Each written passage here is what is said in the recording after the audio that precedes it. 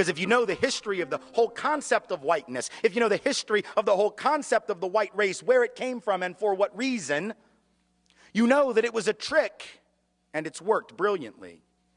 See, prior to the mid to late 1600s in the colonies of what would become the United States, there was no such thing as the white race. Those of us of European descent did not refer to ourselves by that term really ever before then. In fact, in the old countries of Europe, we had spent most of our time killing each other. We didn't love each other. We weren't one big happy family. The side of my family that comes from Scotland, hell, they didn't even worry about fighting people outside of Scotland. Highlanders and Lowlanders just fought the hell out of each other. So there was no white race, but in the colonies of what would become the United States, what did we see in the 1660s, 1670s? We began to see that Africans of indentured servant status, many of them not enslaved yet, they were not necessarily permanently enslaved. Some were, others were indentured like many poor Europeans for periods of 7 to 11 years. They could work off their indenture and then they would be free labor technically. Realized, as did the white indentured servants, the Europeans who hadn't even been called white yet, that they had a lot of things in common, like the fact that they were all getting their clock cleaned by the elite. And so they would get together more than our history books taught us, to foment rebellion against the elite, to try to get a better deal for themselves on the basis of economic necessity and economic justice. And what did the elite do? When you see that you're outnumbered by black and white folks who are penniless, landless, peasants, you have to do one of two things. You either have to kill them all, but you can't do that because who's going to work? Rich folks weren't going to. They had to get poor people to work. The whole point was to be a person of leisure back in those days. That was the goal, was not to work. So you couldn't kill them all. You didn't want to kill them all. You had to do the work yourself. You had to build your own levee, build your own house. No. Pick your own tobacco, harvest your own cotton. No, we're not going to do any of that. So you can't kill them, but you can co-opt them. And so the elite in Virginia, for example, in the colony, begins to give certain carrots to people of European descent, saying things like, you know, we're going to let you own a little land. Not much, but just a little. And we're going to get rid of indentured servitude. Now you're free labor. And by the way, once you're free labor, you get 50 acres of land. Just because you're free labor, see? So we're going to cut you in on this deal. We're going to let you enter into contracts. We're going to let you testify in court. And here's the best of all. We're going to put you on the slave patrol to keep those people in line, right? The idea was you're still going to get your clock cleaned. We still don't like you. We still aren't going to really empower you or change your economic subordination. But we're going to make you honorary members of this team, and you're going to help us keep those other people down. And so they got a little taste of power, and it did effectively divide and conquer those coalitions. Those rebellions began to stop almost instantly. Fast forward to the Civil War era, you have rich white folks in the South, where I come from, standing up and openly admitting that the reason they're prepared to secede from the Union, and the only reason they ever articulated publicly, ever, was to maintain and extend slavery and white supremacy not only where it already existed, but into the newly acquired, that is to say, stolen territories from Mexico to the west. That was what they said. Now we lie about it. We say it wasn't about slavery, that it was about states' rights. Yes, the right of the states to keep and maintain slaves, exactly. But back then they had no shame, so they didn't try and cover it up. They openly said it, but once again, the rich didn't want to go do the work. Are you kidding? No. They're going to get poor people to go fight for them.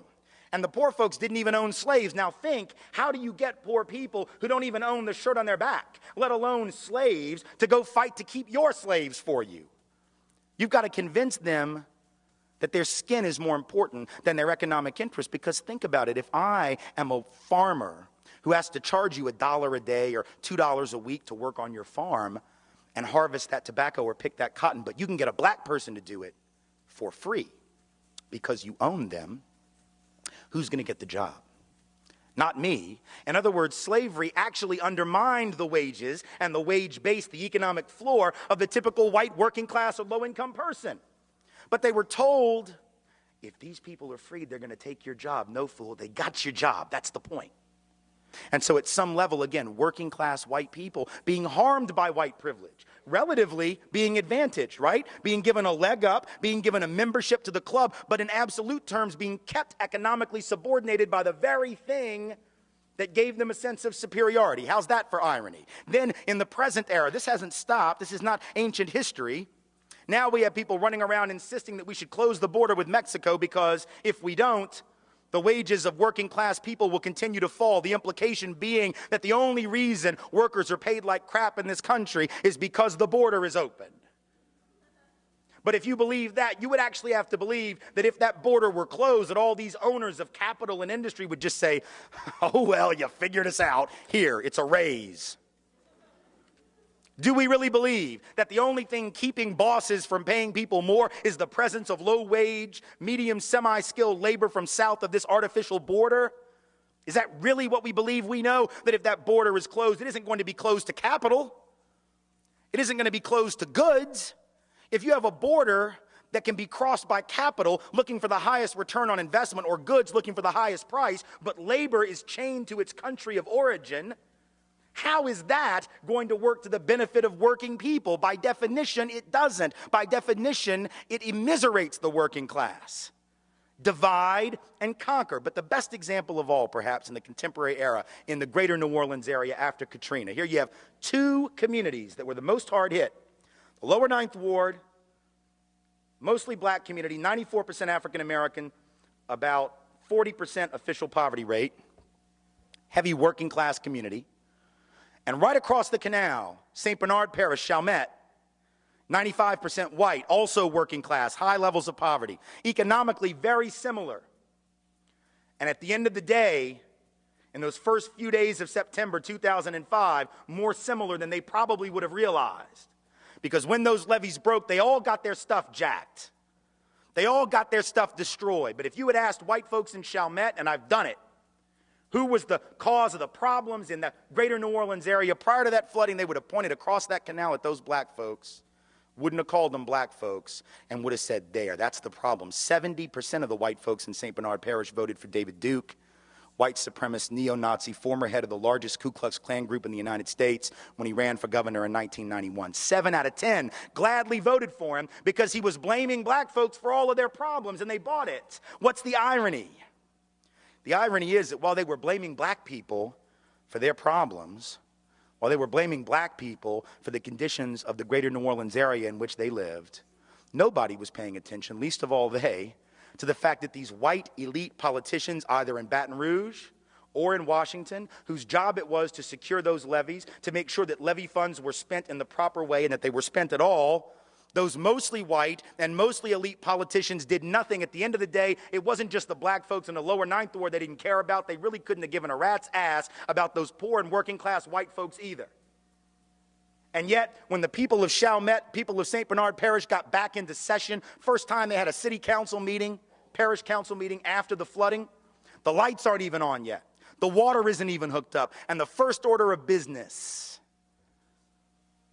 was to pass an ordinance saying that you couldn't rent property in St. Bernard Parish to anyone who wasn't a blood relative.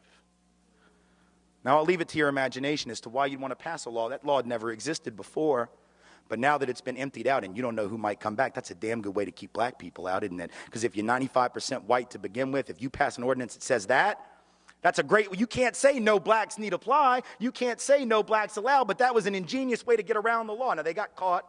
There was a lawsuit threatening, they got rid of the ordinance. But my point in bringing it up is to say, once again, divide and conquer is working. These white folks in Chalmette need to march across that canal and join hands with the black folks who've been sitting there more than willing to work with them for an awful long time and march on Baton Rouge and march on D.C. and march on the Corps of Engineers and recognize their commonality of interest. But the whiteness and the lure of whiteness has tricked these have nothing in their bank account white people into believing that they got more in common with the rich white folks on St. Charles Avenue that didn't lose anything in that flooding than they have in common with the black working class folks who live about 500 yards away.